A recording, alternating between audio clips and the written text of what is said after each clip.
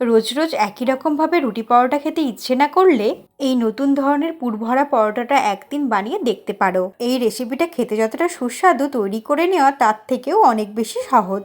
নমস্কার বন্ধুরা, আমার আরও একটা নতুন রেসিপিতে তোমাদের সবাইকে স্বাগত জানাই। এই রেসিপিটা বানানোর জন্য প্রথমে একটা বোলের মধ্যে 1 কাপ পরিমাণে ময়দা নিয়ে তার মধ্যে 1/2 চামচ তেল আর অল্প একটু লবণ দিয়ে ময়দাটাকে ময়াম দিয়ে নিতে হবে। তবে খুব বেশি সময় ধরে ময়াম দেওয়ার প্রয়োজন নেই। ময়দাটা মাখতে মাখতে যখন দেখবো এইভাবে মুঠো করা যাচ্ছে, তখন বুঝতে হবে আমাদের ময়াম দেওয়া হয়ে গেছে। এরপর এর মধ্যে অল্প অল্প করে জল দিয়ে একটা সফট ডো আমাদের বানিয়ে নিতে হবে। ঠিক যেই রকম ভাবে রুটি বা পরোটা বানানোর সময় আমরা ডো বানাই, ঠিক সেই রকম ভাবে একটা ডো রেডি করে নেব। তবে তোমরা চাইলে এই রেসিপিটা ময়দার বদলে আটা দিয়েও বানিয়ে নিতে পারো।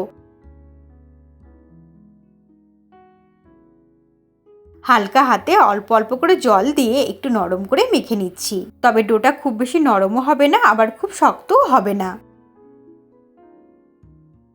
ঠিক এইরকম একটা ডো তৈরি করে নিলাম। এই ডোটা বানানোর পরে তোমরা 5 মিনিট ঢাকা দিয়ে রেস্টে রাখতেও পারো, তবে আমি এটা সঙ্গে সঙ্গেই বানাবো। এরপরে ময়দার মধ্যে শুকনো পুর ভরার জন্য একটা বাটির মধ্যে নিয়ে নিচ্ছি 1.5 চামচ চিনি, 3 চামচের মতো নিয়ে নিচ্ছে আমুল দুধ,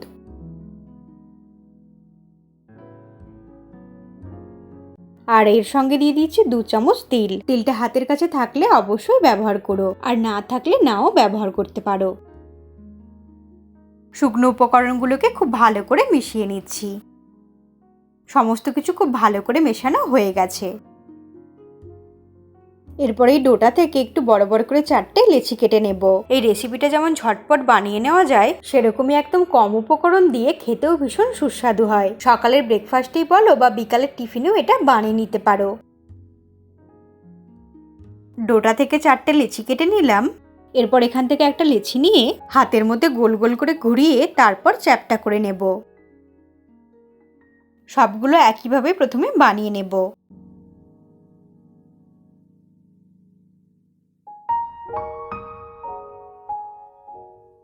তারপর একটা লেচি নিয়ে ঘুরিয়ে ঘুরিয়ে বাটির মতো শেপ করে নিচ্ছি।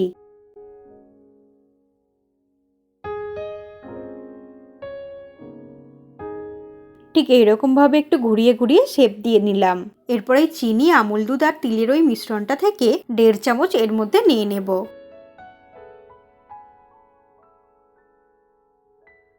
এরপর একটু সাবধানে পুরটা যাতে বেরিয়ে না যায়, ঠিক এইরকম ভাবে ঘুরিয়ে ঘুরিয়ে মুখটা বন্ধ করে দিতে হবে। এটা বানানো খুবই সহজ। এইভাবে মুখটা সিল করে দিলে পুরটা বাইরে কখনোই বেরিয়ে আসবে না। এরপর এইভাবে ঘুরিয়ে ঘুরিয়ে মুখটা বন্ধ করে দিলাম। একইভাবে আরও একটা লেচি নিয়ে বাটির মতো শেপ দিয়ে তারপরে এই মিশ্রণটা 1.5 চামচ ভরে দিলাম। পুরের পরিমাণটা নিজের খুশি অনুযায়ী কমিয়ে বা বাড়িয়ে ব্যবহার করতে হবে। জুড়তে একটু অসুবিধা হলে পুরটাকে আঙুলের সাহায্যে প্রেস করে করে একটু ভরে দিতে হবে।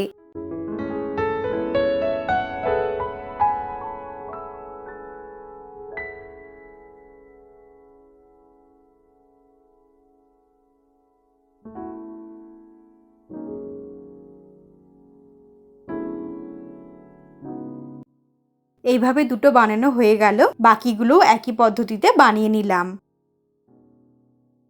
এরপর এগুলোকে আমরা বেলে নেব। তার জন্য অল্প একটু ময়দা নিয়ে নিলাম। এই পুরভরা পরোটাগুলো এত সুন্দরভাবে সিল করা হয়েছে যে দেখে বোঝাই যাচ্ছে না কোন দিকটা আমরা সিল করেছি।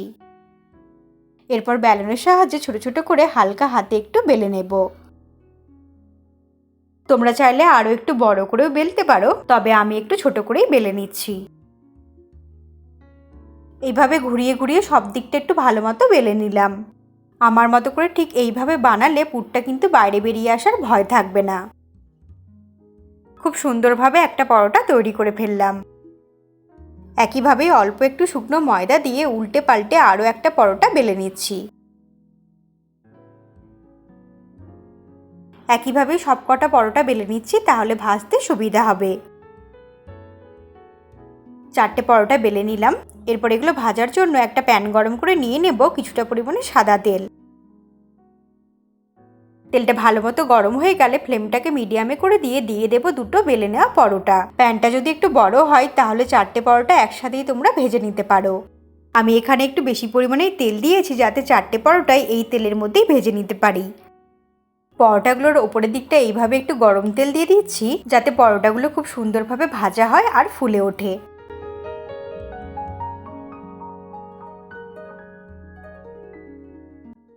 মোটামুটি 1 মিনিটের মতো এই পিঠটা একটু ভালো করে ভেজে নিলাম। এরপর এটাকে উল্টে দেব।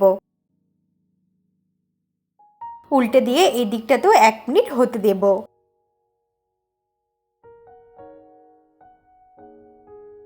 মিডিয়াম ফ্লেমে এইভাবে উল্টে পাল্টে লালচে রং ধরিয়ে পরোটাগুলোকে ভেজে নিতে হবে।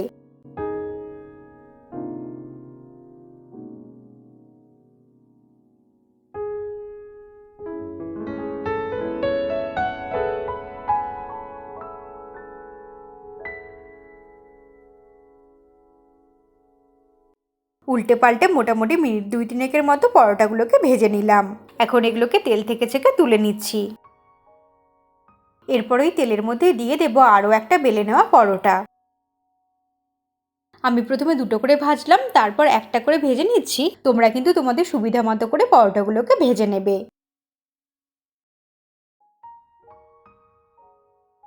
এইভাবে গরম তেলের মধ্যে একটু উল্টে পাল্টে নিলেই পরোটাটা খুব সুন্দরভাবে ফুলে উঠবে। তারপর মিনিট 2-3 মতো সময় নিয়ে নিজেদের পছন্দের কালার করে ভেজে নিতে হবে।